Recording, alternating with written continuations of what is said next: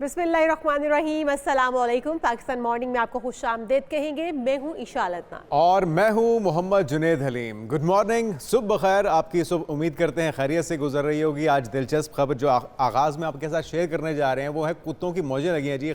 चीनी खातून है और उन्होंने अपनी तिजोरी के मुंह खोल दिए हैं उन कुत्तों के कपड़ों के लिए, उनकी वार्डरोब तैयार करने के लिए। कोई गैस करें विशाल कितने पैसे लगाए होंगे? अच्छा, उन्होंने 20 लाख युआन जो कि 7.5 करोड़ पाकिस्तानी रुपए से भी जायद बनते हैं, ये खर्च किए अपने कुत्तों की वार्डरोब पे। ये कुत्ते आप देख सकते हैं। आपको कहीं जेलसी तो नहीं हो रही इन कुत्तों से? अच्छा नहीं, मुझे जेलसी नहीं हो रही, लेकिन मुझे बेचारे उन कुत्तों का ख्याल आ रहा है जो हमारे यहाँ फिर रहे होते हैं, जिनके पास एक सूट भी नहीं है जुनेद। अब कहाँ पर उनकी वार्डरोब आप देखें, उनके क्लिप्स देखें, आप ज्वेलरी चेक करें, आपने सिर्फ वार्डरोब नाज नखरे देखें, उनके मैचिंग ज्वेलरी है और उनके साथ में बैग्स भी हैं, एक्सेसरीज उनकी सारी इस्तेमाल की। कई किस्म की जैकेट्स हैं, बड़ी ब्रांडेड किस्म की जैकेट्स हैं, मुतासिर वार्डरोब है, जेवरात हैं और इनके जो स्टैंड। अच्छा, ये गर्ल्स लग रही हैं मुझे, ये फीमेल बिचेस लग रही हैं। वो खातून भी है ना, वो जो खातून के पास लेकिन देखिए पिंक कलर से पहना हुआ वार्डरोब के अंदर फ्रॉक्स है। यार क्या खूबसूरत वार्डरोब है, उसमें कलर्स आप चेक करें। इसमें लाइट ग्रीन, जिस तरह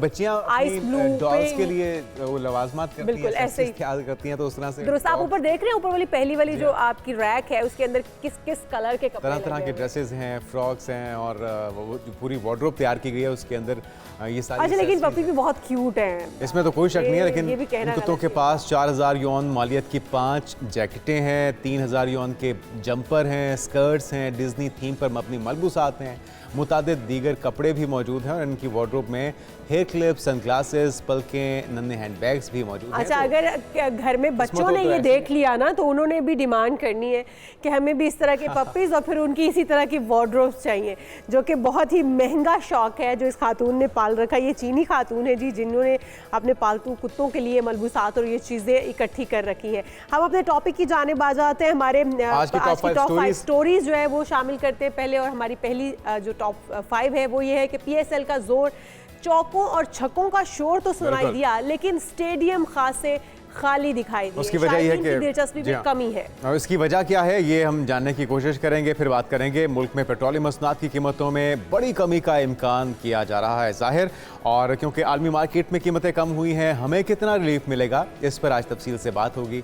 और उसके बाद आपको बताएंगे कि कराची समेत सन भर में मलेरिया तेजी से फैलने लगा है। 16,700 से ज़ायद केसेस रिपोर्ट हो चुके हैं जी अब तक। ये रिपोर्ट है और हो सकता है कि वो भी केसेस हों जो कि रिपोर्ट ही नहीं हो सके। दुरुस्त। और फिर बात करेंगे जिस्म पर टैटू बनवाना शर्म कैसा है। बहुत से लोग फैशन के चक्कर में, बहुत से लोग लाइल्मी में अपने जिस्म पर टैटू बनवा लेते हैं और उसके बाद फिर जब उन्हें ख्याल आता है या कुछ समझाता है तो फिर वो पहले जो तकलीफ़ बर्दाश्त की होती है बनवाने की वो तो अपनी जगह, बाद में उतरवाने के लिए भी और तकलीफ़ बर्दाश्त करनी पड़ती है। लेकिन शर्म इसकी क्या हैसियत है, इस पर भी आज बात करेंगे। उसके बाद आपको बताएंगे कि सितारों की रोशनी में आपका ये हफ्ता कैसा रहेगा, और इस पर भी हमारे साथ माहिरीन मौजूद होंगे। लेकिन सबसे पहले हम अपनी पहली स्टोरी की जानिब आ जाते हैं, क्योंकि हमने देखा कि इस वक्त क्रिकेट का जोर जो PSL का वो ज़ोरों शोर से जारी है, लेकिन स्टेडियम्स खाली नज़र आते हैं। हमने देखा कि इस्लामाबाद यूनाइटेड ने लाहौर कलंदर्स को पहले 8 विकेटों से शिकस्त दी थी, फिर उसके बाद दूसरे मैच में कोयटा ग्लैडिएटर्स ने पेशावर ज़ल्मी को शिकस्त दे दी। और इसी तरह से दीगर जो मैचेस चल रहे हैं, तीसरे मैच में कराची किंग्स ने मुल्तान सुल्तान्स को 4 विकेटों से शिकस्त दी थी। मैचेस तो चल रहे हैं और अच्छे मैचेस हो रहे हैं।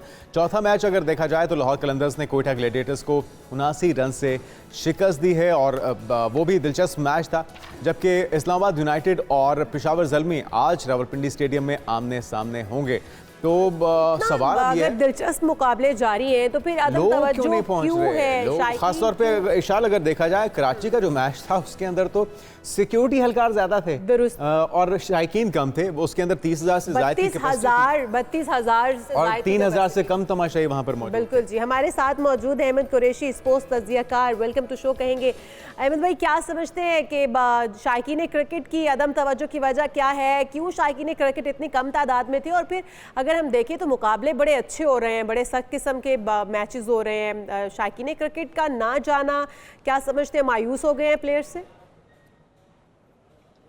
देखिए, पाकिस्तान क्रिकेट टीम की जो परफॉर्मेंस रही है रिसेंट पास की, उसके बाद लोगों का जो क्रिकेट देखने का इंटरेस्ट है वो काफ़ी हद तक नीचे गया है।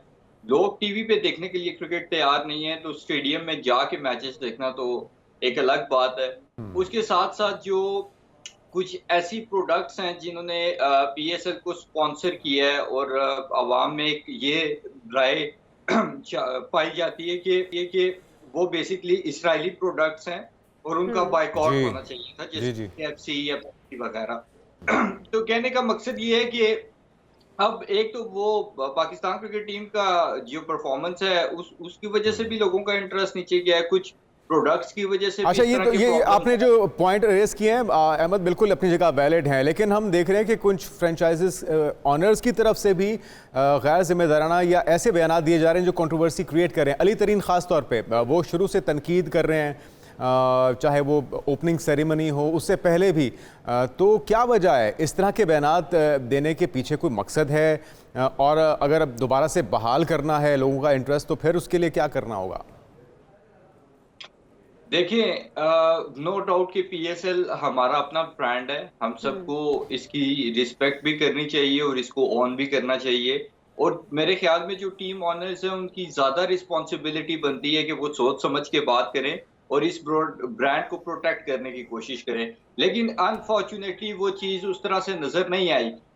अली तरीन ने जो स्टेटमेंट्स दी हैं, ठीक है, अली तरीन की एक फ्रस्ट्रेशन सामने आई है, लेकिन अली तरीन को ये इस चीज को बेहतरी के साथ भी अली तरीन हैंडल कर सकते थे या डील कर सकते थे। मेरे ख्याल में कि ये इस चीज का ख्याल रखना चाहिए था अली तरीन। अपने ही कैप्टन को उन्होंने तो रगड़ा लगा दिया। वो जो या विन होता है या लर्न होता है, वो टॉन्ट मार रहे हैं रिजवान को, और उनकी अपनी टीम का कैप्टन भी है। देखिए जी, बात ये है कि एक तो ये हमारी अवाम भी अनफॉर्चुनेटली लकीर की फकीर बनी हुई है कि एक जुमला अगर हमें मिल जाए, एक शेर अफजल मरवत का जुमला मिल गया था, उसके पीछे हम लग पड़े थे और 2-3 साल लोग उसको रिपीट करते रहे। अब रिजवान का एक जुमला मिल गया है तो उसके पीछे पड़ गए हैं। तो ये बताता है कि हम लोग एज अवाम भी कितने मेच्योर हैं। तो अगर एक बंदे ने एक बात कर दी है और अगर उसके रिजल्ट्स भी ठीक है, ऐसे हैं कि हम सबको गुस्सा भी है, तो इसका ये मतलब नहीं है कि एक जुमले के पीछे पड़ जाएं और उसको इतना रिजवान बेचारे को बहस अच्छा किया। अहमद, ये किस तरह से देख रहे हैं? जिस तरह से हम देख रहे हैं लाहौर कलंदर्स ने पहला मैच तो हारा इस्लामाबाद यूनाइटेड से, उसके बाद फिर कमबैक भी किया और बहुत अच्छा खेल पेश किया। कल के मैच में कोयटा ग्लैडिएटर्स को हराया। क्या समझते हैं कि विनर टीम कौन हो सकती है? किसका पलड़ा ज़्यादा भारी रहने वाला है? क्योंकि हम देख रहे हैं कि बहुत सारी टीमें उनके प्लेयर्स निकल के सामने आ रहे हैं।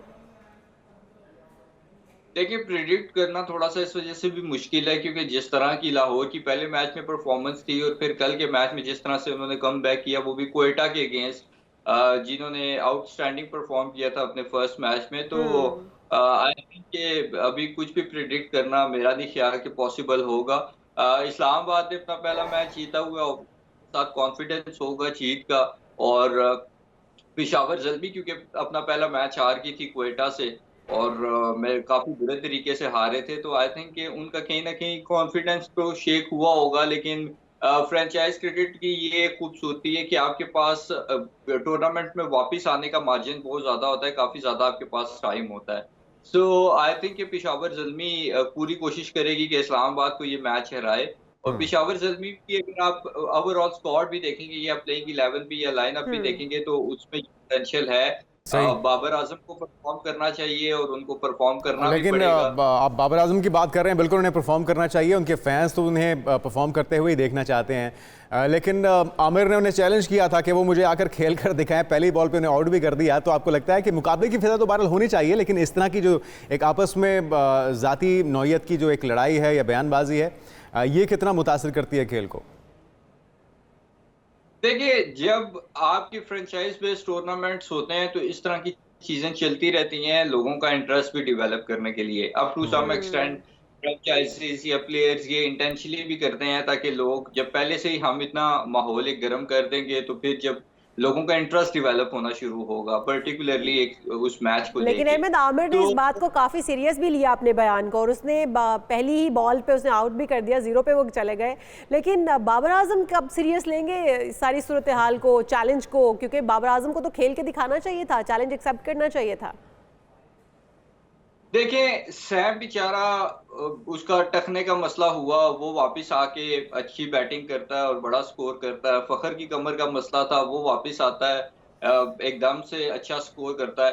बाबर आजम लगातार टीम के साथ है और ना उसको कोई इंजरी हुई, ना किसी किस्म का कोई प्रॉब्लम है। आउट ऑफ फॉर्म हम सुनते आ रहे हैं और कहते भी आ रहे हैं, लेकिन हर एक चीज की लिमिट होती है। मेरे ख्याल में 2 साल बहुत होते हैं किसी भी प्लेयर के लिए फॉर्म में वापस आने के लिए।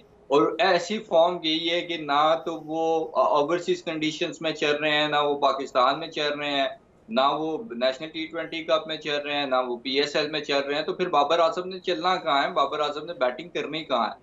उनको अपने आप को, बाबर आजम का मैं देखता हूँ कि प्रेस कॉन्फ्रेंस में वो ऐसे बात करते हैं जैसे उनसे बड़ा कोई क्रिकेट में की जो है ना प्रोडक्ट। लेकिन लगता ये है कि वो तो सिर्फ पोस्टर बॉय बन के रह गए हैं, अब वो खेल नहीं पाएंगे, वो पोस्टर्स में ही हमें नजर आएंगे एक बड़े हीरो की तरह। ज्यादा एक इम्पोर्टेंट चीज ये है कि जब खिलाड़ी खेल से ज्यादा तवज्जो अपनी जुबान चलाने पे और पब्लिकली जो है बयानात देने पे रखेगा तवज्जो, तो फिर यही होगा। फिर यही आगे होगा। वर्ल्ड कप में अच्छा अहमद, कराची किंग्स की बात कर लेते हैं। कराची किंग ने गो के बहुत अच्छा परफॉर्मेंस, बहुत अच्छी रही उनकी, बहुत अच्छा उन्होंने खेल पेश किया। और रिजवान की बात करें तो सेंचुरी जड़ दी, लेकिन इसके बावजूद कराची वालों के काम नहीं आ सकी ये सेंचुरी। और हम देख रहे हैं कि मुल्तान सुल्तान ने जिस तरह से उन्हें पछाड़ा है और हराया है, क्या समझते हैं कि कोई एक भी प्लेयर जो होता है ना, कहा जाता है कि ये जितवा देगा, ये प्लेयर जो है ये ही काम आएगा, और रिजवान अगर सेंचुरी कर जाए और उसके बाद भी टीम हार जाए तो इसका मतलब बाकी टीम नहीं चल पाई।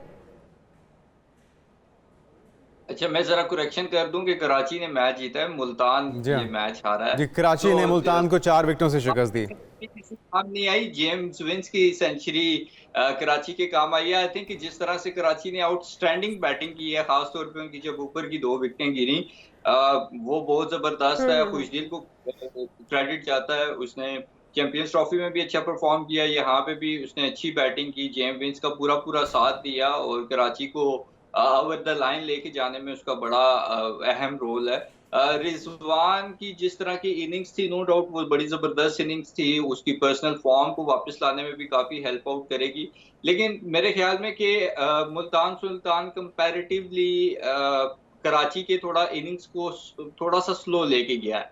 अगर आप देखें तो जितनी आसानी से कराची ने चेस किया और अभी भी 4 बॉल्स रहती थी, तो मेरे ख्याल में अगर यहाँ पे 15 रन और होते तो फिर मुल्तान ये मैच जीत सकता था। लेकिन आई थिंक काफी तगड़ा मुकाबला हुआ, अच्छा मुकाबला हुआ, और इस तरह के जो मैचेस होते हैं वो किसी भी टूर्नामेंट के अंदर जान डालते हैं। सो मुल्तान और कराची ये दोनों टीमें ऐसी हैं कि जो आगे प्लेऑफ्स में भी मुझे लगता है कि अच्छा करके फाइनल में जगह बना सकती हैं।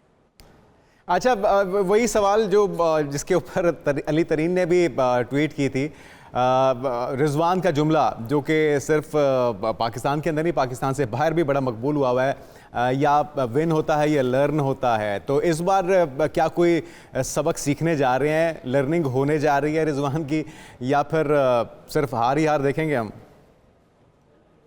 अच्छा, मैं ये जो या तो विन है या तो लर्न है से रिलेटेड एक चीज आपके साथ शेयर करता हूँ कि सोनम बाजवा और रिजवान की कोई मीम चल रही थी। तो मीनवाइल मैंने सोनम बाजवा इंस्टाग्राम प्रोफाइल पे उनकी एक पोस्ट देखी, उन्होंने कैप्शन डाला हुआ था आइदर इट्स विन और लर्न।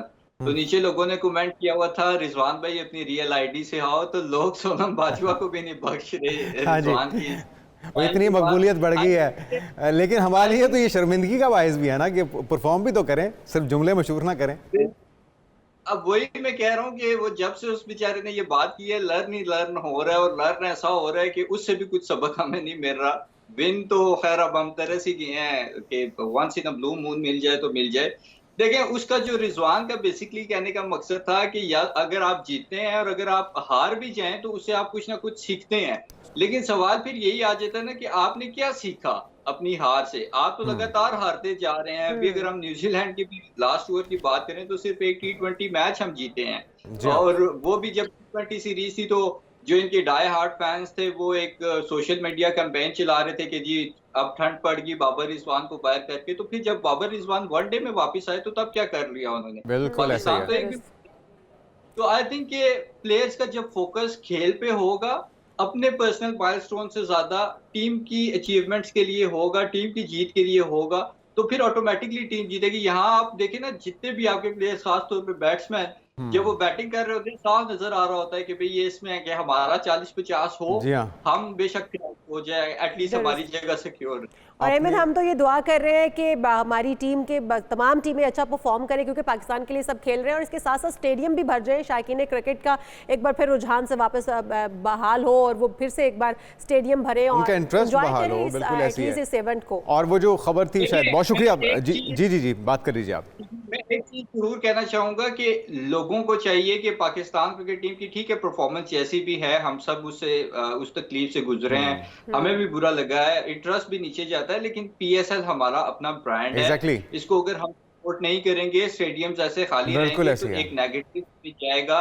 ऑलरेडी हमारी टीम की परफॉर्मेंस की वजह से काफी हमारा वर्ल्ड में मजाक उड़ा है, तो अब प्लीज पीएसएल की वजह से और जो मुखालफीन है उन्हें हंसने का मौका या खुश होने का मौका हमें नहीं देना चाहिए। बिल्कुल, बहुत शुक्रिया। अहमद कुरैशी हमारे साथ मौजूद थे। जी, सामने रखते हुए जो ऐसी प्रोडक्ट्स हैं उनको प्लीज जरा साइड पे कर दे तो बेहतर है। बिल्कुल ठीक है। ये जो फैसला साज हैं उन्हें सोचना होगा। वो ऑलरेडी कंट्रोवर्सी है, लोगों का जो इंटरेस्ट है वो कम हुआ है, तो इस चीज़ के ऊपर भी गौर करें कि लोगों के गुस्से को या उनके जो है उसे मजीद ना भड़काया जाए। और वो जो एक हमने खबर पढ़ी थी ना कि लोगों के लिए, शायकीन के लिए भी इनामात होंगे, तो मेरे ख्याल में उन ऐलानात का ऐलान कीजिए। हाँ बिल्कुल, ताकि उनका इंटरेस्ट बताइए, बार बार ये ऐलानात कीजिए कि शायकीन के लिए भी इनामात है, ताकि स्टेडियम तो एटलीस्ट भरे जाएं। अच्छा, एक अच्छी खबर भी है जुनैद, पड़ोसी मुल्क से, बिल्कुल ये भी खेलों से रिलेटेड है। आप सब जानते हैं ओलंपिक्स के लिए अब भारतीय ऑफिशियल वेबसाइट ने पाकिस्तानी गोल्ड मेडलिस्ट अरशद नदीम की कारकर्दगी का एतराफ़ करते हुए वो जो वीडियो है वो अपने प्लेयर्स को दिखाने के लिए, मोटिवेट करने के लिए आपने सोशल मीडिया हैंडल पर लगा रखी है जनाब। और ये बहुत ही बड़ी कामयाबी है कि आपके प्लेयर्स को सराहा जा रहा है दूसरे मुल्क में, जो कि हमसाया मुल्क भी है बल्कि दुश्मन मुल्क भी है कह लिया जाए, उनकी हमारे साथ लगती भी है, लेकिन फिर भी सलाहियतों का एतराफ़ करते हैं। जीत वही है जिसका चर्चा दुश्मन मुल्क अगर करता है या पड़ोसी मुल्क करता है तो उसकी खुशी और भी ज़्यादा होती है। लेकिन बहरहाल ये एक गुड जेस्चर है भारत की तरफ से, हम इसे भी सराहते हैं। भारत ने अपने नौजवानों के लिए मोटिवेशनल वीडियो के तौर पर अरशद नदीम की वीडियो शेयर की, और आपको पता है कि अरशद नदीम ने ओलंपिक्स 2020 में नाकामी के बाद फिर 2024 में कम बैक किया और ओलंपिक्स कामयाबी में हासिल की, और इसने कौम का सर फखर से बुलंद किया। और इसको बहुत महदूद वसाइल के साथ उसने अपनी कामयाबी समेटी है, इसका सेहरा बिल्कुल उसको जाता है, उसके साथी को जाता है। आर्मी के तौर पे सामने आए अरशद, और ये वर्ल्ड गोल्ड मेडल, एक रिकॉर्ड भी तो बनाया था उन्होंने। पहली बार ऐसा हुआ कि ओलंपिक्स के अंदर ये रिकॉर्ड बनाया गया। बिल्कुल जी, हम यहाँ पर एक ब्रेक शामिल करते हैं, आप कहीं मत जाइएगा, दीगर अहम इश्यूज अभी भी बाकी हैं, stay with us.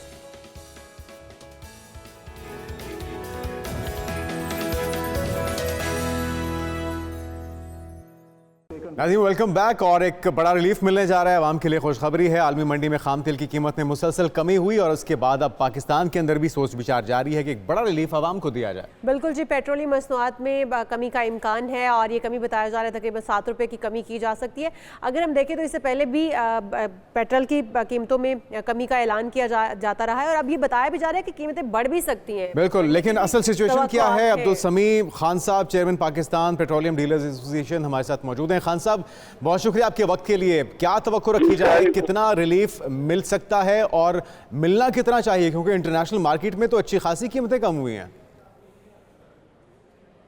Ministry of petroleum की हालत खराब है। प्राइम मिनिस्टर साहब डाइवर्ट कर रहे हैं, मैक्सिमम पे तो टैक्स पे चले गए थे, अब उन्होंने बिजली पर डाल दिया।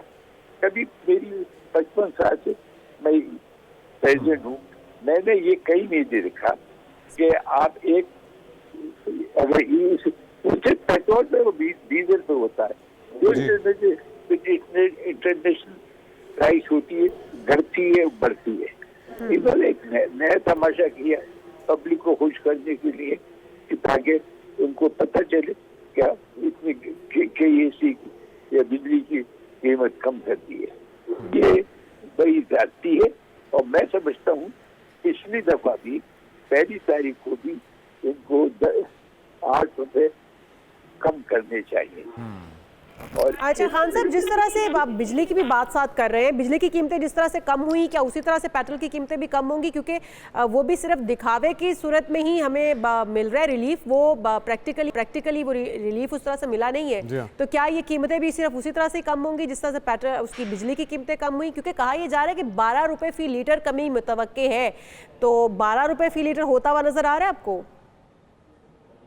आपका कैलकुलेशन बिल्कुल सही है, मगर ये करेंगे नहीं। इनका जो डेफिसिट है कभी दुनिया में, हमारे पाकिस्तान में नहीं हुआ कि जहाँ कमी है वो पेट्रोल वाले और डीजल को डाल के वहाँ पूरा कर दें।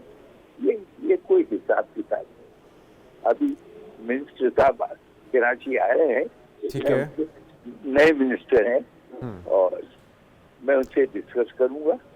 अच्छा खान साहब, आप ये ठीक कह रहे हैं, डिस्कस करना भी चाहिए और आपकी सुनवाई भी होनी चाहिए, लेकिन जहाँ पे अवाम कुछ ज़्यादा खुश नहीं है हुकूमत से, हुकूमती इक़दामात से, पेट्रोलियम एसोसिएशन भी उनसे नाला है आपने कमीशन को लेके, और हम तो ये भी सुन रहे हैं कि आप कुछ दिनों में हड़ताल का ऐलान करने जा रहे हैं। इसमें कितनी सदाकत है, लेकिन उससे भी सफ़र तो फिर अवाम करेगी। देखिए बात ये है, जब पेट नहीं भरता तो आदमी क्या करे। अब हम ना इसमें पीपीटीए वाले ना स्मगलिंग करते हैं, ना मिलावट करते हैं। अगर घर में इजाजत देते जी जी तो आप ये काम करें तो हम हड़ताल का सोच भी नहीं सकते। बात ये कि स्मगलिंग इंतहा को पहुंच चुकी है और प्रोडक्ट सही नहीं मिला और गाड़ियाँ खराब हो। अच्छा अब्दुल समी साहब, दूसरी तरफ अगर देखा जाए ना तो आईएमएफ से मुज़ाकरात में पेट्रोल और डीजल पर 5 रुपए फी लीटर कार्बन लेवी बढ़ाने की भी बात हो रही है और कहा जा रहा है कि इसको फाइनेंस बिल का हिस्सा बनाया जाएगा। क्या समझते हैं फिर ये कमी जो पेट्रोल के अंदर की जाएगी, लेवी की मद में दोबारा से 5 रुपए इजाफा किया जाना, ये रिलीफ वाकई अवाम तक पहुंच पाएगा? और ये अल्टीमेटली अवाम की जेब से तो निकलेगा, आपका कमीशन भी तो गवर्नमेंट उसे तस्लीम नहीं कर रही, तो फिर सारे कुछ उन्हीं की तिजोरी में जा रहा है, अवाम को या आप लोगों को तो कुछ भी नहीं मिल रहा।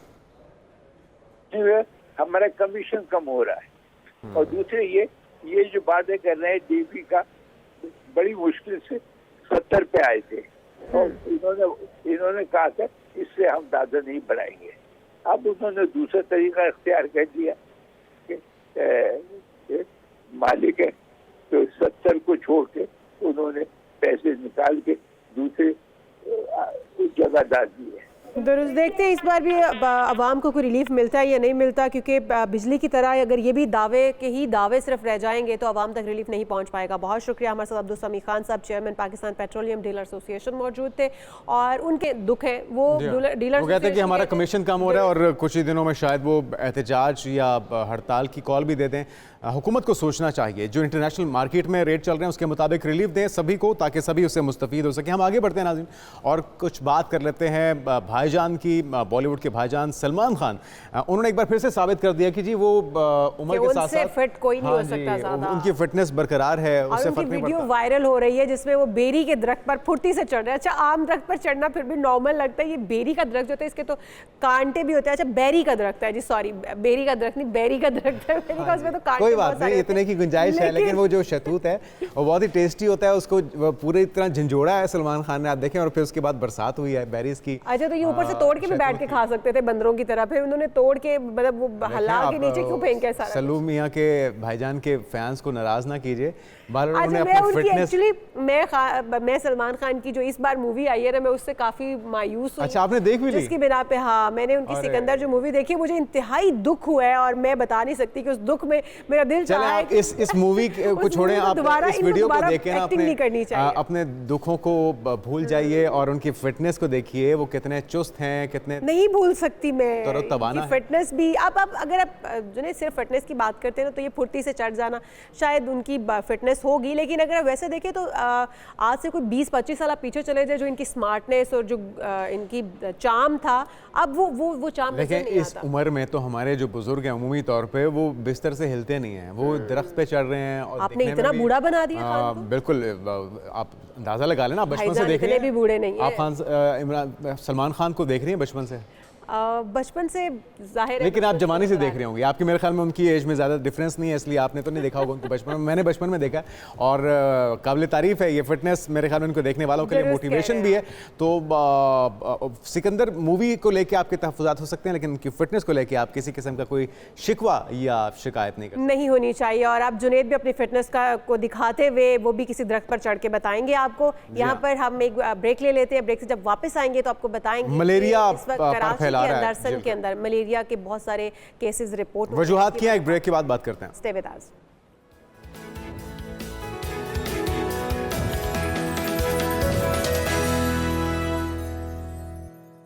प्रोग्राम में एक बार फिर से आपको खुशामदीद कहेंगे और जनाब हमारा टॉपिक है क्योंकि मलेरिया के केसेस बढ़ रहे हैं कराची समेत सन भर में। इसकी वजूहात क्या है, क्योंकि कहा जा रहा है कि 1 जनवरी से 11 अप्रैल तक सन में मलेरिया के तकरीबन 16,773 केसेस अब तक रिपोर्ट हो चुके हैं, जो कि बहुत बड़ी तादाद है। और इसकी वजूहात क्या है ये जानते हैं हमारे साथ प्रोफेसर डॉक्टर सईद खान माहिर वबा। जी हाँ, उनसे भी हम रब्ता करेंगे।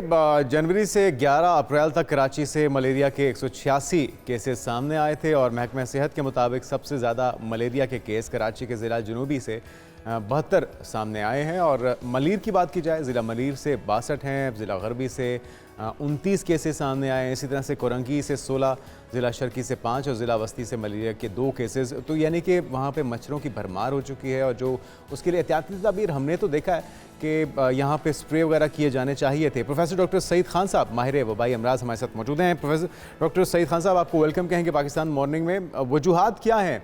क्या हुकूमत इंतज़ामिया बिल्कुल ही लापरवाह हो चुकी है जो इतने केसेस में इजाफा हो चुका है, और इसको किस तरह से अब कंट्रोल किया जाए?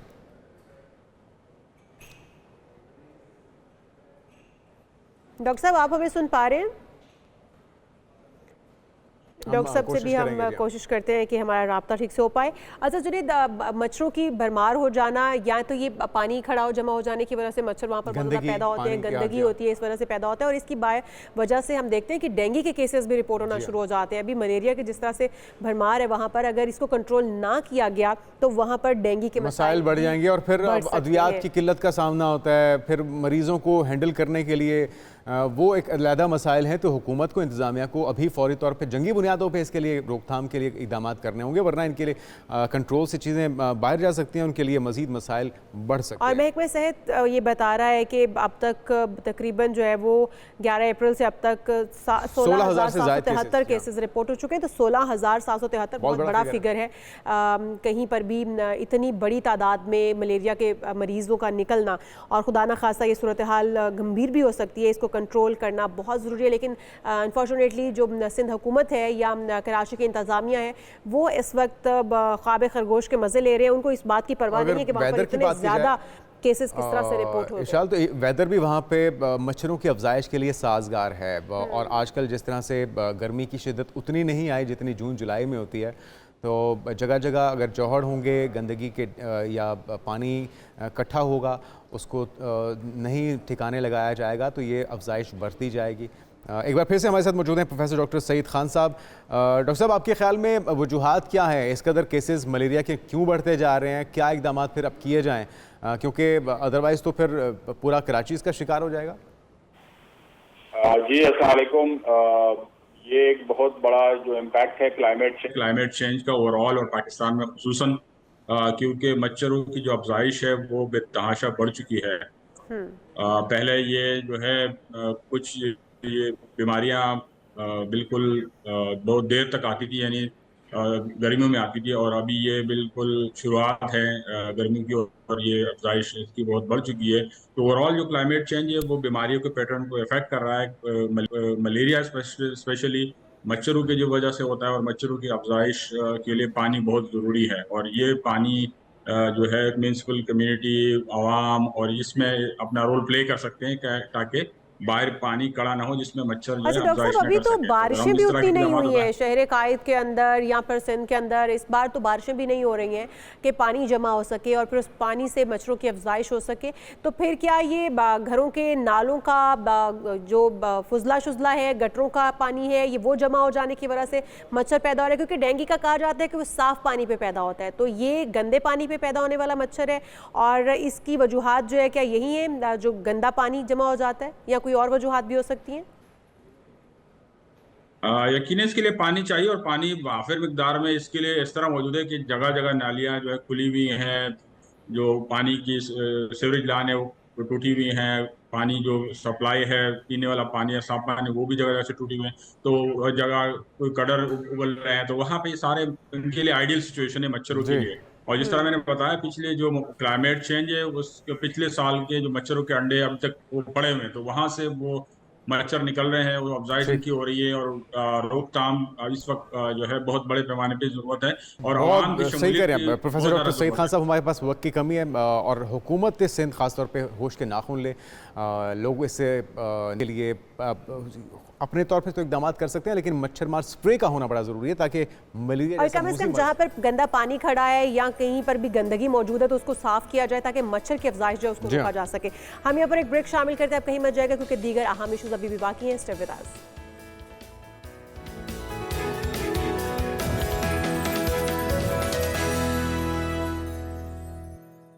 ब्रेक के बाद खुशामदीद, गुड मॉर्निंग, सुबह खैर। और एक दिलचस्प खबर आपके साथ शेयर करते हैं। एक नया रिकॉर्ड बनाया अमेरिकी खातून ने जनाब, और आप सुन के हैरान हो जाएंगे कि उसका रिकॉर्ड है सबसे बड़ा मुंह खोलने का। अब क्या तो बनता है इस रिकॉर्ड का, क्या जरूरत पड़ गई थी, लेकिन बहरहाल इस खातून ने ये रिकॉर्ड बना लिया। जुनैद, उन्होंने ये खा रही हैं, बिल्कुल जी, इस खातून का नाम है मैरी पर्ल और इन्होंने गैर मामूली तौर पर ये बड़ा मुंह खोलने का आलमी रिकॉर्ड बनाया है। और इस खातून का रिकॉर्ड है 7.23 सेंटीमीटर से 7.33 सेंटीमीटर तक मुंह खोल सकती हैं। ये आप चेक करें, आप ये एजाज हासिल कर सकते हैं क्या? आप खोल सकते हैं? नहीं जी, मुझे ये एजाज हासिल भी नहीं करना। वो पूरा किन्नू, पूरा बर्गर, पूरा डॉलर खा रही हैं, तो पता नहीं और क्या कुछ खा जाती होंगी। बिल्कुल, वो देखिए पूरा एप्पल, यार ये कैसे फिट हो गया इनके मुंह में, मतलब बेसबॉल, बड़ा मुंह। पूरी बॉल, ये टेनिस बॉल, सब कुछ ही खाई जा रही हैं। अच्छा जी, ये इससे पहले रिकॉर्ड जो है वो एक मर्द के पास था और अब इन्होंने ये रिकॉर्ड हासिल कर लिया है। अजीबो-गरीब रिकॉर्ड है। 6.52 का रिकॉर्ड था एक पहले जिस बंदे के पास मौजूद था, लेकिन ये आलमी रिकॉर्ड इन्होंने तोड़कर अब रिकॉर्ड अपने नाम कर लिया है। और इतना बड़ा मुंह खोलने की क्या ही ज़रूरत थी भाई। तो अब आप हमें बताइएगा कि ये रिकॉर्ड बनता देख के आप इसकी तारीफ़ करेंगे, ऐसा रिकॉर्ड बनना चाहिए, या गिनीज वर्ल्ड रिकॉर्ड के लिए आपको इस तरह की ऊटपटांग जो हरकतें हैं ये करनी चाहिए? अच्छा, नहीं कुछ करनी चाहिए? अनोखा करते रहना चाहिए। मैं तो इसको ये कहूंगी कुछ अनोखा करते रहना चाहिए, दूसरों की दिलचस्पी के लिए आपको ऐसी हरकतें करती रहनी चाहिए। लेकिन जनाब, वो जितनी वो प्रैक्टिस मेरे ख्याल में उन्होंने की हुई है, सारा दिन वो यही करते रहते होंगे, मुख्तलिफ चीज़ों को मुंह में डाल के देखती होंगी। लेकिन मुंह कितना बड़ा हो जाता होगा, मतलब आपके पूरे मुंह का एंगल खराब हो जाता है, आपकी जॉ आपकी दर्द करना शुरू कर देती है, शक्ल भी बिगड़ सकती है आपकी, शक्ल भी बिगड़ सकती है। और मेरे ख्याल में इसी वजह से उनकी शक्ल बिगड़ी भी हुई है, जिस तरह से पूरा बर्गर भाई आप बाइट करके खा लें, थोड़ा छोटा करके खा लें। लेकिन जी हाँ, अब हम एक और इंटरेस्टिंग चीज़ है जो कि लोगों की बड़ी तवज्जो का इस वक्त वजह बनी हुई है, और वो है टैटू बनवाना। आगाही भी होनी चाहिए, लोगों को एजुकेट भी करना चाहिए। और ये टैटू बनवाने वाले जो लोग हैं वो हमारे बहुत सारे स्टार्स भी होते हैं, और अब जिसने बनवाया है वो एक यूट्यूबर स्टार बना हुआ है, अपने अंदर इन्फ्लुएंसर बना। और आप जानते हैं सोशल मीडिया पे काफी चर्चा है, काफी रजब भट्ट के बारे में, अपनी वालिदा का एक टैटू बनवा लिया। पहले सुनते हैं फिर इसके ऊपर गुफ्तगू करते हैं। देखिए जी, मोहब्बत का इजहार है, अपनी वालिदा के साथ मोहब्बत होनी भी चाहिए और उसके इजहार के बहुत से तरीके हो सकते हैं, लेकिन ये जो माजरत के साथ इजहार का तरीका है काबिल मजम्मत है। और लेकिन दीनी लिहाज से, क्योंकि कमेंट्स तो आ रहे हैं बेशुमार, सोशल मीडिया पर बड़ी तनकीद हो रही है, इस्लामी लिहाज से क्या हैसियत है, ये बड़ा जरूरी है। क्या है ये जान लेते हैं। हमारे साथ डॉक्टर पीर तारिक शरीफ ज़ादा इस्लामिक स्कॉलर मौजूद है। वेलकम टू शो कहेंगे आपको डॉक्टर साहब।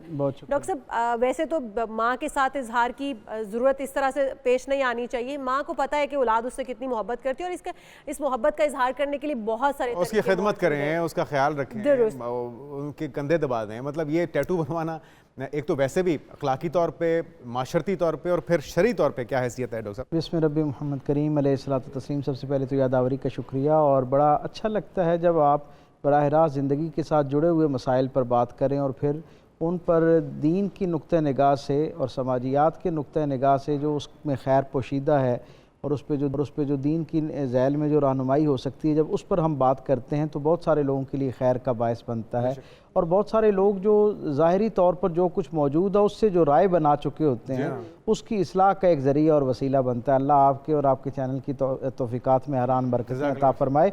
ये आजकल एक, अगर मैं ऐसे बीमारी कहूँ तो शायद ये एक बीमारी और ख़ब्त की शक्ल में जो है मुआशरे के अंदर ये चीज़ एक वायरस की तरह फैलती जा रही है। सबसे पहले तो हमें ये अंदाज़ा होना चाहिए कि यकीनन वालदैन के साथ या जो आपके खूनी कुर्बत हुर्मत के रिश्ते हैं उनके साथ इज़हार मोहब्बत करना ये अल्लाह के यहाँ बड़ा पसंदीदा है, और इसके जितने ज़राए हो सकते हैं वो सारे अल्लाह के यहाँ बड़े मकबूल हैं और अल्लाह की तरफ से उसके ऊपर यकीनन अजर का वादा भी किया गया है। और इंसानों की जो ज़ाहिरी ज़िंदगी है ये तो उसका बातनी फ़ायदा है ना, उस पर अजर का वादा मिलना। ज़ाहिरी ज़िंदगी के अंदर भी बहुत सारा खैर उसकी वजह से आता है, आपकी अपनी ज़िंदगी में बहुत सारी जो आसानियाँ हैं वो अल्लाह की तरफ से आना शुरू हो जाती हैं। लेकिन ये दीन रहमत इतना कामिल और जामे है कि मैं हमेशा ये कहा करता हूँ कि वो निज़ाम हयात जो आपको और मुझे तहारत गाह में भी हिदायत और रहनुमाई से महरूम नहीं छोड़ता, जो हमें ज़िंदगी के अंदर खुशी और गम के सारे इजहारिये जो हैं उनके लिए एक डिसिप्लिन अता करता है, एक रहनुमाई अता करता है, वो कैसे हो सकता है कि इस तरह के बहुत बराह रास्त इंसानी ज़िंदगी के साथ जुड़े हुए और माशरे में ज़ेर बहस आने वाले मौज़ूआत पर हिदायत और रहनुमाई ना अता करता। डॉक्टर साहब, फिर शरीयत इस हवाले से क्या कहती है? क्योंकि हमने रजब भट्ट की जो वीडियो देखी तो उसमें वो कहते हैं कि मैंने मुफ्ती हज़रात से, मौलाना साहब से, साहिबान से पूछकर उसके बाद इजाज़त। मैं आपसे अर्ज़ करूं, एक दीन के तालिब इल्म के तौर पे इस उम्मत के अंदर जितने मकातिब हैं, यानी मकातिब से मुराद जितने अंदाज में भी इस दीन को की तशरीह के हवाले से लोग सोचते हैं, कोई एक आदमी, मैं बड़ी ज़िम्मेदारी से ये बात कह रहा हूँ, कोई एक आदमी भी ऐसा नहीं है जो इस हवाले से, इस अंदाज के टैटू के हवाले से कोई रुख्सत या इजाज़त दे सकता है। कोई भी किसी किस्म का भी टैटू हो, क्या उससे नमाज हो जाती है, वजू हो जाता है, मरने के बाद आपका जनाजा हो जाता है? क्योंकि ये बड़े सवालात हैं जो उठते हैं। मैं बराह रास्त आपसे अर्ज़ करूँ जी, सबसे पहले तो मैं ये पता होना चाहिए कि अल्लाह रब्बुल इज़्ज़त ने कुरान हकीम में इंसान के बारे में ये कहा, सारी तख्लीक़ात का तज़किरा करने के बाद आखिर में अल्लाह ये कहता है कि हमने इंसान को उसकी बेहतरीन तकवीम पर पैदा किया है, आसान तकवीम इंसान को करार दिया है। अब अल्लाह की बनाई हुई जो कायनात का सबसे कामिल जो है वो मुसव्विर है, वो कामिल मुसव्विर और कामिल तख्लीकार, उसके बनाए हुए फनपारे के अंदर जब कोई बंदा अपनी मर्ज़ी से अल्ट्रेशन करना चाह रहा होता है तो आम दुनिया का कोई तख्लीकार, फ़नपारा बनाने वाला, वो इसे पसंद नहीं करता कि उसकी बुनियादी तख्लीक के अंदर अल्ट्रेशन इस अंदाज में की जाए कि उसकी असल हैयत ख़त्म हो जाए, उसकी असल तशख़्ख़ुस जो है वो ख़त्म होना शुरू हो जाए। परवरदिगार आलम कैसे इस बात को बर्दाश्त कर सकता है कि बंदा जो है वो उसकी इतनी बेहतरीन आला अरफा तख्लीक के अंदर कोई चीज़, अच्छा अगर कोई लाइल्मी में बना ले, कोई किसी को पता ही नहीं कि कितना बड़ा गुनाह है, कितनी बड़ी गलती है, उससे सरजद हो जाए, उसकी क्या हैसियत होगी शरई तौर पे? ये तो कह रहे हैं कि जी मैंने मुफ्तियान से फतवा या उनकी राय लेने के बाद किया है, तो फिर क्या जिम्मेदारी रजब भट्ट की होगी या उन मुफ्तियान की जिन्होंने गलत मशवरा दिया? मैंने जैसे बड़ा कैटेगोरिकली कहा, उमूमी ये मेरा मिजाज नहीं है, लेकिन मैं इसके बावजूद क्योंकि लोगों की इस्लाह के लिए और लोगों तक सही बात पहुँचाने के लिए हम यहाँ फॉलोअर्स हैं इनके, इसलिए मैं ये बात बताना चाह रहा हूँ, उनके फॉलोअर्स हो या दुनिया भर में जितने लोग भी हमें सुन रहे हैं, उन सब के लिए ये पैगाम है कि दीन के एक तालिब इल्म के तौर पर मैं अर्ज़ कर रहा हूँ कि किसी भी मकतबा फ़िक्र के अंदर कोई मुस्तनद आलिम जो है ना वो इसकी इजाज़त इसलिए नहीं दे सकता कि सरकार दो आलम सल्लल्लाहु अलैहि वसल्लम ने न सिर्फ इससे मना फरमाया बल्कि इस पर लानत फरमाई है, यानी जो इस तरह का अमल करने वाले हैं उन पर लानत फरमाई है। अब आपका सवाल कि अगर कोई ऐसा कर बैठे तो उसके लिए क्या हुक्म है? तो सबसे पहले जो आपने कहा कि लाइल्मी में कर बैठा है, तो दीन के अंदर लाइल्मी के लिए तो बहुत रुख्सत मौजूद है, लेकिन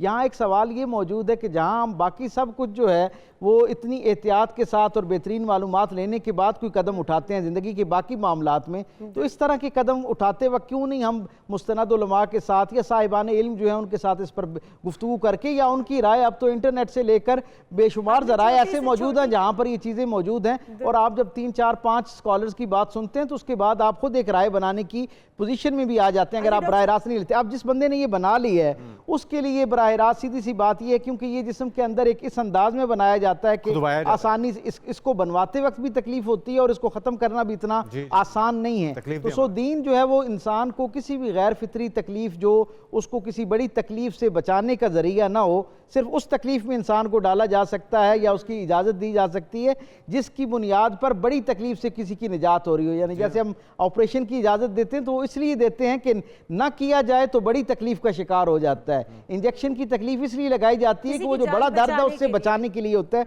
तो ये क्योंकि इसका इंसान की ज़िंदगी बचाने से, उसकी सेहत को बेहतर रखने के हवाले से इसका कोई ताल्लुक नहीं, आमत उन्नास में भी इसका कोई फ़ायदा नहीं है, इसलिए ये बिल्कुल एक लायानी किस्म का एक अमल है और इसमें इंसानी जिस्म जो है वो तकलीफ से गुजरता है। पहले तो इसकी सख्ती के साथ इससे रुकना चाहिए, और अगर कोई बना लेता है और अगर ये बना लिया है तो यकीनन, क्योंकि अब बनने के बाद इसको ख़त्म करने के लिए भी ख़ास तकलीफ से गुजरना पड़ता है।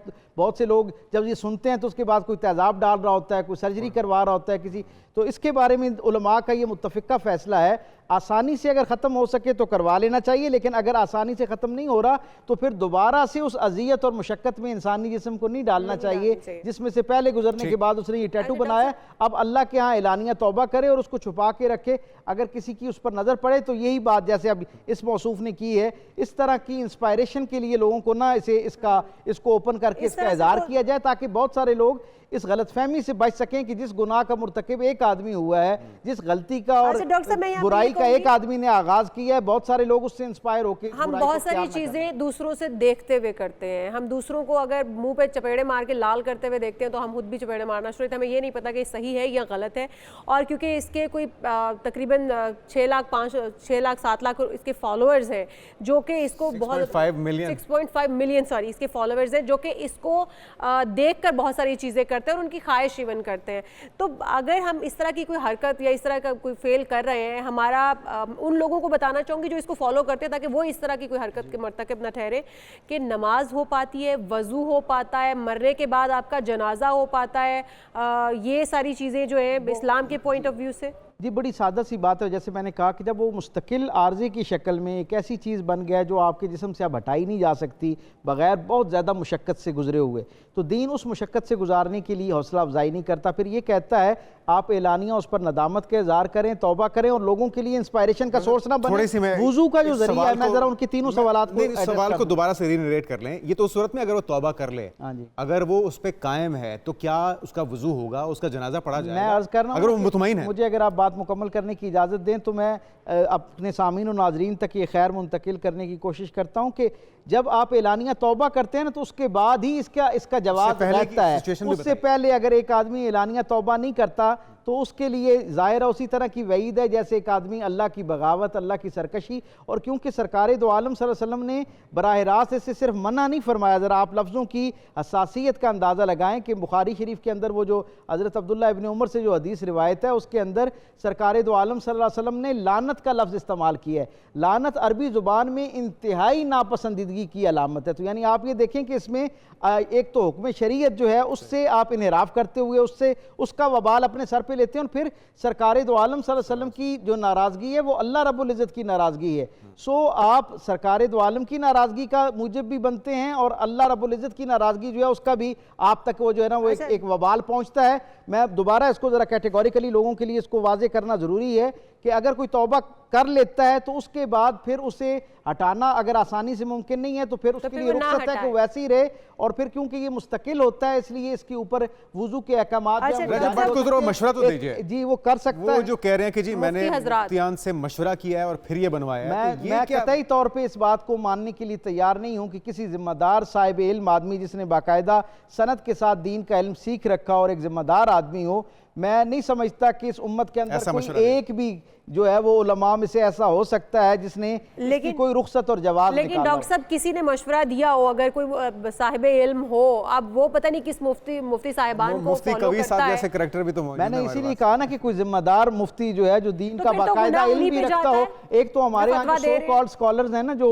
यानी चंद किताब में खुद पढ़ के उसके ऊपर मीडिया पे आ जाते हैं या अपने सोशल मीडिया पे आ जाते हैं या अपने एक कमरे से पूरी दुनिया को मुखातिब होना शुरू कर देते हैं, और चंद लोग जो उनसे भी कम इल्म रखते हैं उन्हें भी जवाब देना पड़ेगा। जब इंस्पायर होना शुरू होते हैं तो उन्हें ये गुमान होने लगता है कि हम स्कॉलर हो गए हैं। हालांकि दीन के मामले में जैसे हम कितना ही अच्छा क्वैक मौजूद हो, हम अपनी मेडिकल के लिए एडवाइस नहीं लेते ना उस पर भरोसा करते हैं। ये कैसे हो सकता है कि एक ऐसा मामला जिससे हमारी ये दुनिया भी वाबस्ता हो और आखिरत भी वाबस्ता हो, उस पर हम एक मुस्तनद आलिम से राय लिए बगैर जो है वो अपनी एक नैरेटिव बना ले। बहुत शुक्रिया डॉक्टर पी तारिक शरीफ ज़्यादा हमारे साथ मौजूद थे। और माँ से मोहब्बत का बहुत सारे तरीकों से किया जा सकता है। माँ की खिदमत कीजिए, उसका कहा मानिए, उसकी नाफरमानी ना कीजिए।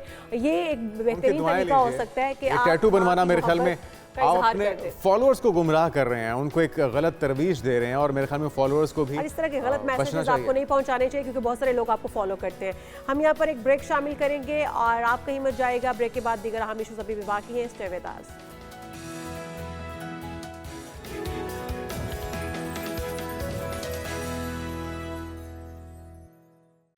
अजीम वेलकम बैक। बात करते हैं खरबपति फुटबॉलर क्रिस्टियानो रोनाल्डो की, जो कि करोड़ों दिलों की धड़कन के साथ जुड़े हुए हैं, बहुत से उनके फैंस हैं। लेकिन अब ज़बरदस्त खबर यह है कि हॉलीवुड में उनकी धांसू किस्म की एंट्री होने जा रही है और उनकी दौलत भी मजीद बढ़ने जा रही है। बिल्कुल जी, इसमें तो इजाफा होगा ही होगा। लेकिन वो ये कहते हैं फुटबॉलर क्रिस्टियानो रोनाल्डो की, उन्होंने सोशल मीडिया पर यह कहा कि मशहूर डायरेक्टर के साथ मैं फिल्म स्टूडियो का आगाज़ करने जा रहा हूँ, जो कि मेरे करियर में दिलचस्प तब्दीली और नायाब भी होगा।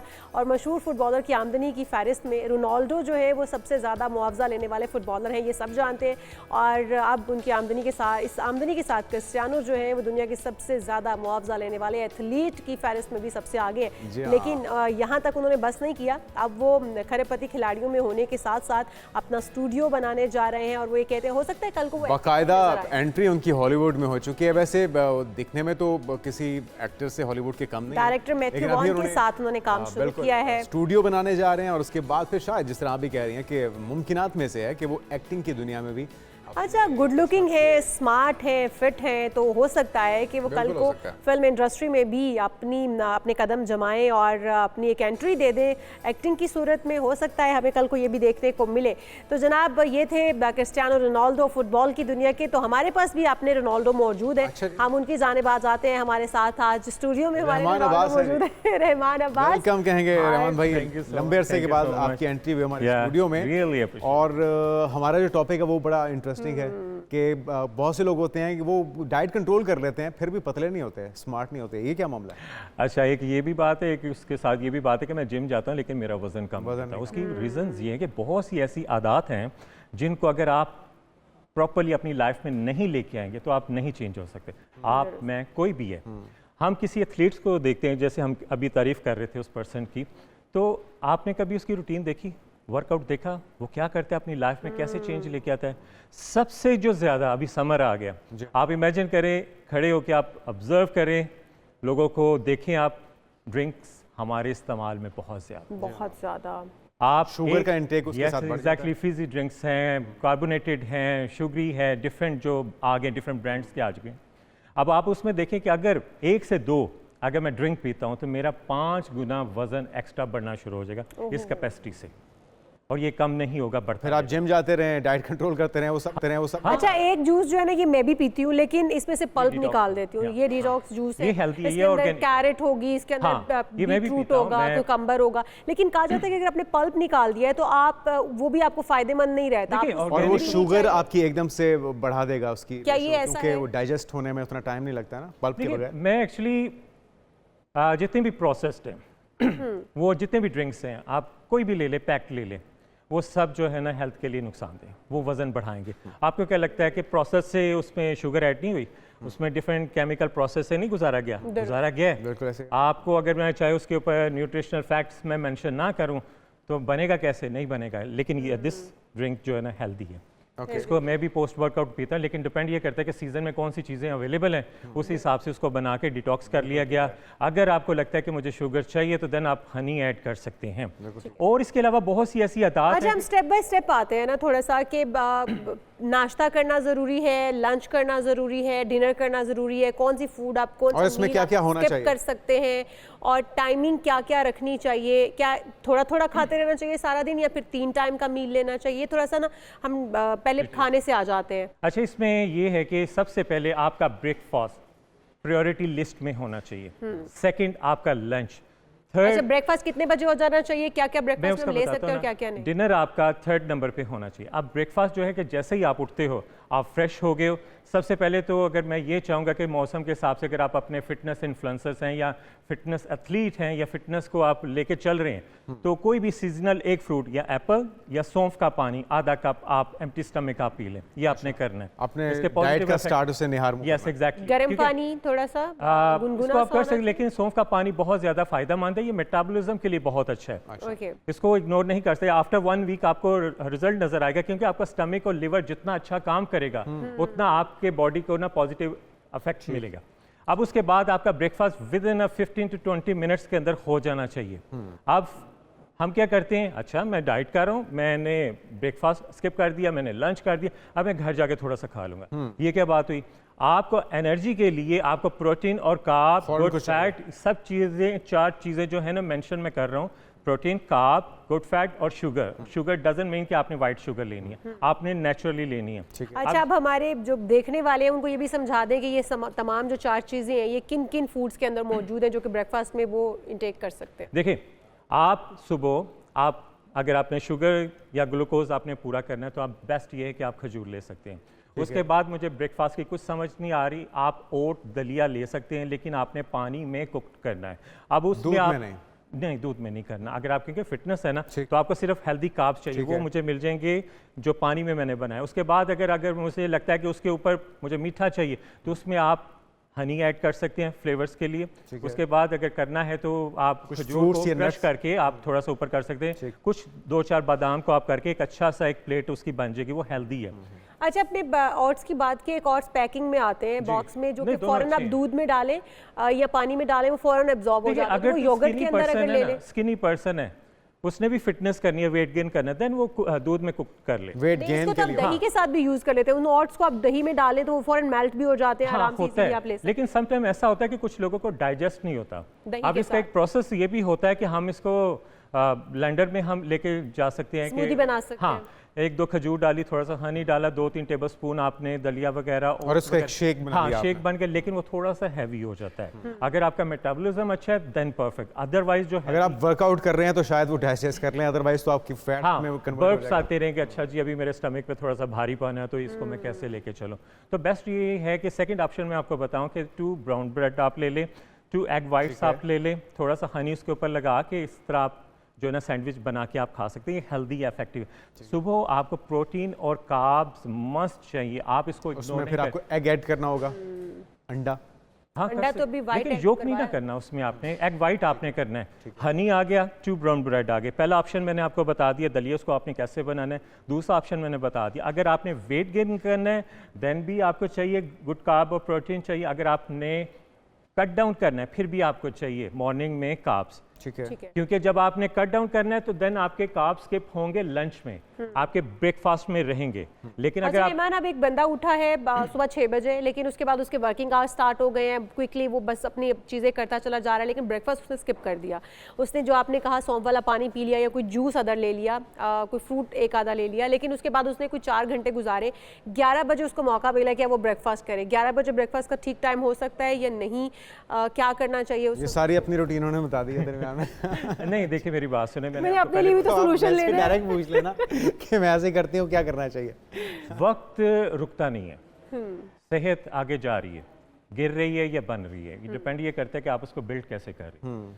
हमारे काम जिंदगी के नहीं रुकने, तो ऐसा कौन सा काम है कि जो आपकी जिंदगी और सेहत से ज्यादा कीमती है? कोई काम तो नहीं हो इसलिए आप उसको जो जिस तरह कुक ओट जो है कुकर आप बना के आप उसको कैरी कर सकते हो। जैसे फॉर एग्जांपल आप उसको और कुछ नहीं तो खजूर और नट्स ही अपने बैग आप में इमेजिन करें कि जब मैंने जॉब भी की, क्लाइंट्स को डील भी किया, तो इस तरह मुझे जब जाना होता तो मुझे लगता था ना कि आज मेरा खाना इस वक्त है ट्रैवलिंग के दौरान, तो मैं रुक के गाड़ी में खाता था। आप एथलीट्स देख लें इंटरनेशनली कि वो चाहे बस में बैठ के खाएं, कहीं भी बैठ के खाएं, जिंदगी से कीमती आपकी और कुछ नहीं तो चना ही रख लें अपने साथ। यस एग्जैक्टली, आपको कार्ब्स चाहिए, कार्ब्स आपको बूस्ट करते हैं। अगर आपने शुगर नहीं ली तो आपका माइंड स्लो हो जाएगा। अगर आपने गुड फैट नहीं लिया आपका हार्ट स्लो वर्किंग करना शुरू कर देगा।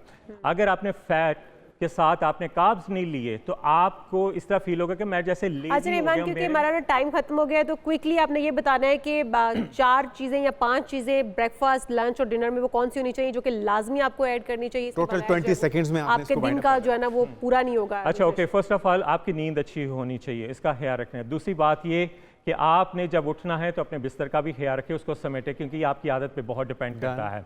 थर्ड ये कि आपने डिनर में राइस ऐसी कोई चीज़ नहीं लेनी, अगर आप ले सकते हैं तो चपाती आप ले सकते हैं। लंच में आपने क्या करना है, इजी और अफोर्डेबल है, आप बीन्स कोई सी भी ले लें फार्म के, चाहे कॉर्न ले लें चाहे किडनी बीन्स ले लें, उसके साथ सीजनल सैलड आप मिक्स करके थोड़ा सा चिकन आप बना के बॉईल करके उसके साथ आप सैलड बना सकते हैं। ये आपका लंच हो गया, परफेक्ट हो जाएगा। आप विटामिन सी किसी भी कंपनी का आप लेके दिन में एक दफ़ा आप पी लें, क्योंकि मौसम चेंज हो चुका है, आपके मेटाबॉलिज्म के लिए अच्छा है। सौंफ का पानी मैंने आपको स्टार्ट में बता दी, और ये सारी इफेक्टिव चीज़ें जो आप डिनर उन्होंने बता दिया कि आप डिनर में आपने चपाती ले सकते हैं, और आपने ऑयल प्रोसेस चीजें नहीं लेनी, राइस नहीं लेने, क्योंकि वो रात को बैड कार्ब में। Thank you so much. हमारे पास होते हैं बेहतरीन डाइट है, तीनों टाइम अगर आप ये डाइट लेते हैं तो अपने वजन को कम भी कर सकते, चाहे तो बढ़ा भी सकते। खाना मत छोड़िए, लेकिन खाते रहिए थोड़ा थोड़ा और डाइट प्लान के साथ। हम यहाँ पर एक आपसे ब्रेक जाएंगे, ब्रेक से जब वापस आएंगे तो सितारे क्या कहते हैं वो बताएंगे। बिल्कुल।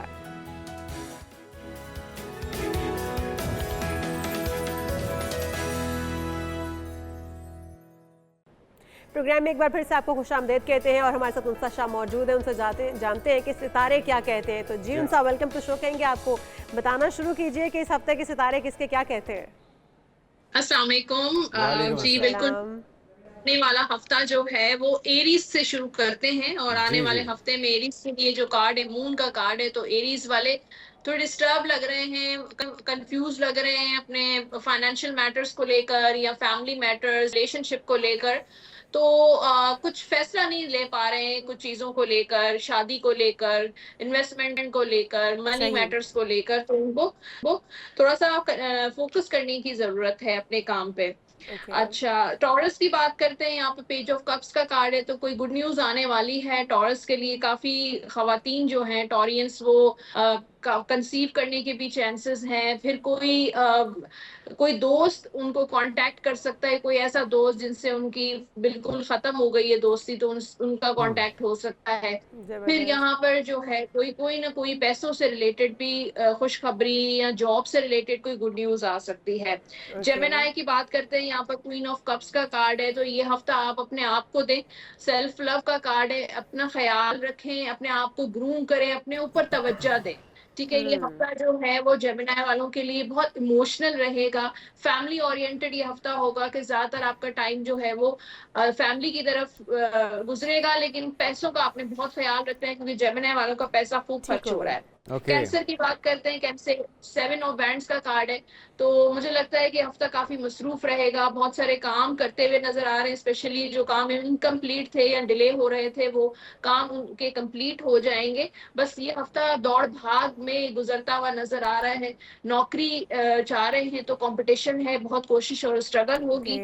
उसके बाद लियो की बात करते हैं, यहाँ पर 10 ऑफ कप्स का कार्ड है। जो सिंगल लियो हैं उनके लिए शादी का कार्ड है, शादी होगी, पहली शादी भी हो सकती है, दूसरी शादी भी हो सकती है।